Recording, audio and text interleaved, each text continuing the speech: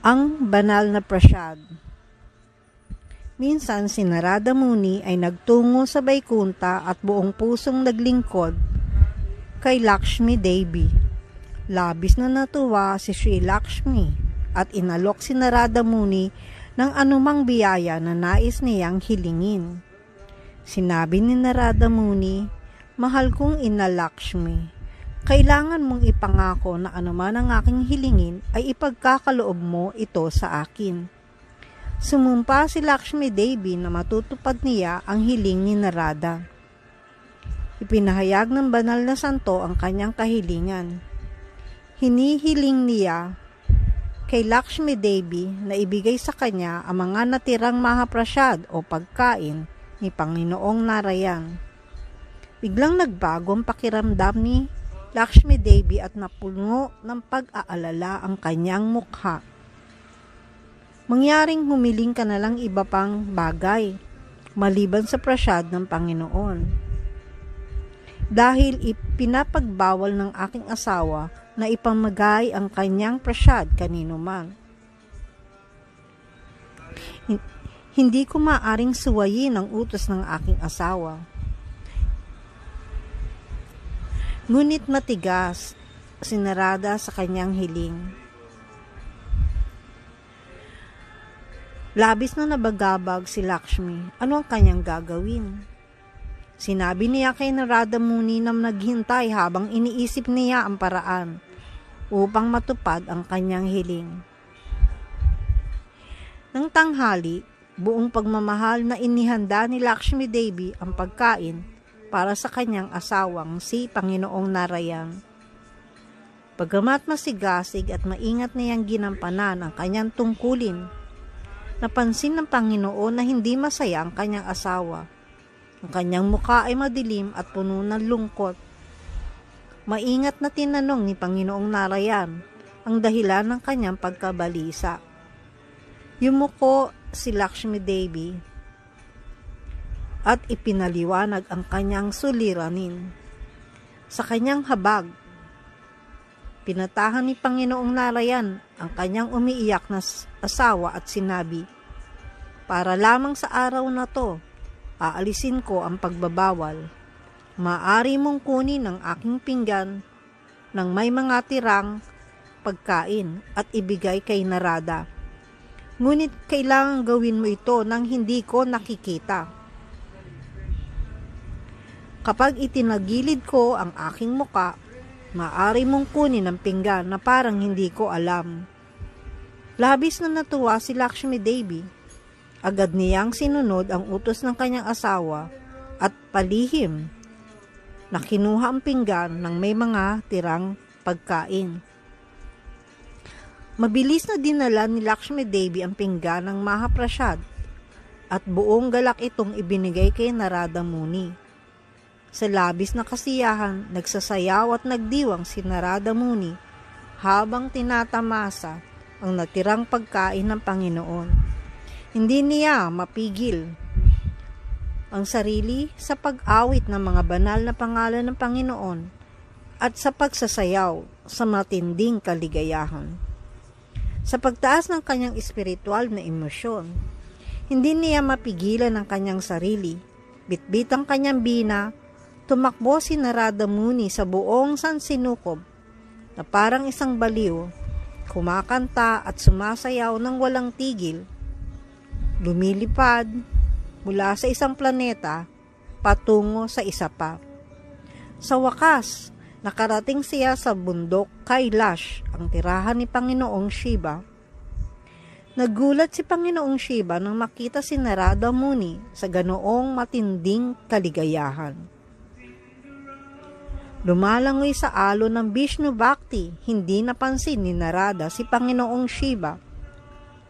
Pinayapa siya ni Panginoong Shiva at nagtanong, "Narada, alam kong palagi kang nasa kaligayahan dahil patuloy mong inaawit ang pangalan ni Panginoong Narayan.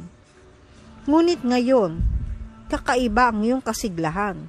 Ano ang nangyari sa iyo?"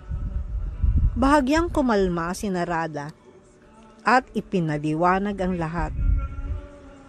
Nakapagtamo ako ng napakaraming kasiyahan matapos kainin ang mahaprasyad ng Panginoon. Hindi ko mapigilan ang aking sarili sa pagsayaw at pag-awit. Sa kanyang pagpapakumbaba, itinikom ni Panginoong Shiva ang kanyang mga palad. O Narada, napakapalad mo na natikman mo ang mahaprasyad ni Panginoong Narayan. Ngumiti si Panginoong Shiva ng may pag-asa. Mahal kong Narada, mayroon ka pa bang dinalang prasyad para sa akin? Labis nang nalungkot si Narada dahil wala siyang naipon upang ipabahagi kay Panginoong Shiva. Yumuko siya ng may pagsisisi at nanatili sa harap ni Shiva nang nakatiklop ang mga kamay. Ngunit bigla niyang napansin na may maliit na piraso ng prasyad na dumikit sa kanyang kuko. Napasinghap si Narada. O mayroon pala, isang munting piraso ng prasyad para sa iyo. Maingat niyang itinaas ang kanyang kamay upang ipakita kay Panginoong Shiva. O Shiva, napakapalad mo. Kunin mo ang mahaprasyad na ito. Ipinahid ni Narada ang kanyang daliri sa dila ng Panginoong Shiva. Sa sandaling lumapat ang maliit na pirasong mahaprasyad sa kanyang dila. Nadama ni Mahadev ang isang hindi matatawarang kasiyahan. Hindi siya mapakali sa tindi ng kaligayahan. Biglang nagsimulang umawit at nagsasayaw si Panginoong Shiva. Habang lumalalim ang kanyang kaligayahan, lalo pang lumakas ang kanyang pagsayaw. Sa kalaunan, umabot ito sa antas ng Tandaba, ang mapanirang sayaw ng paglipol. Nayanig ang buong sansinukob. Natakot ang lahat. Iniisip na dumating na ang hindi napapanahong pagkagunaw ng mundo. Wala ni isang nilalang ang may tapang na pigilan si Shiva sa kanyang pagsasayaw. Sa takot, lumapit ang mga demigods kay Inang Parvati upang hilingin na payapain niya ang kanyang asawa. Kung hindi, ang buong sansinukob ay mawawasak. Nang dumating si Parvati, nakita niya si Panginoong Shiva na sumasayaw nang hindi mapigil. Lumapit siya ng may pagpapakumbaba at hinintay hanggang sa bumalik si Panginoong Shiva sa kanyang normal na diwa. Mahal kong asawa, ano ang nangyayari sa iyo? Ano ang nagdulot sa iyo ng ganitong matinding kasiyahan?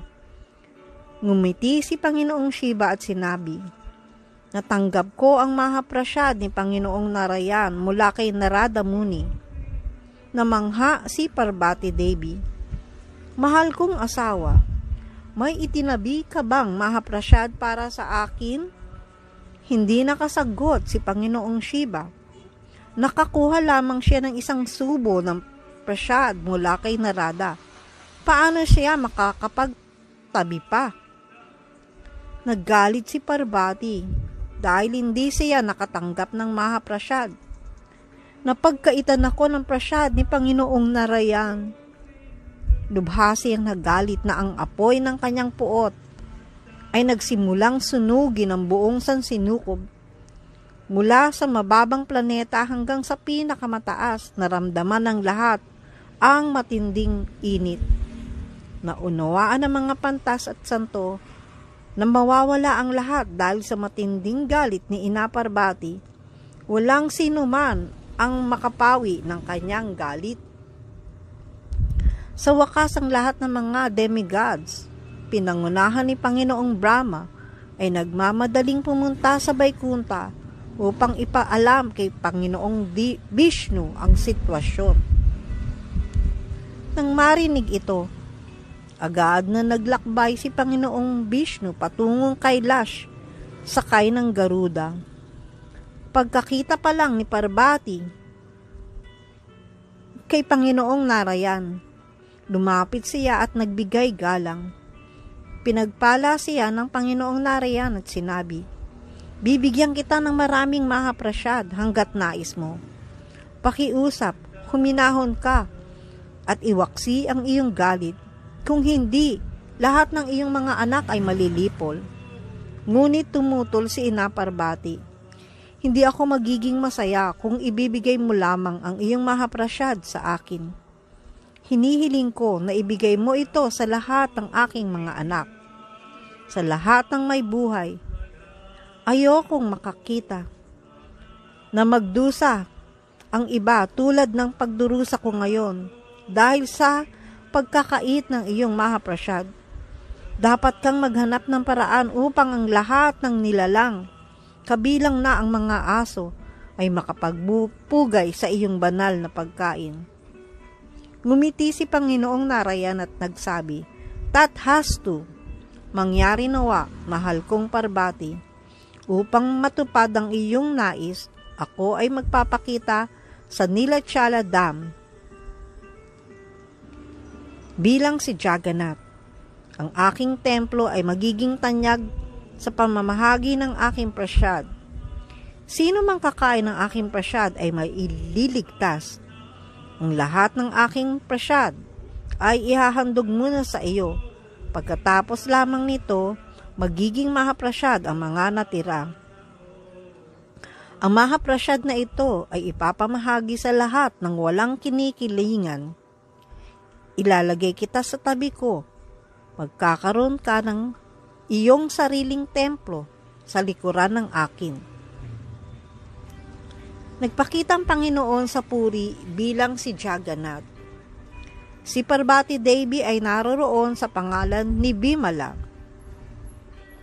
Ang lahat ng prasyad ni Jagannath ay unang inihahandog kay Bimala Devi, Inang Parvati.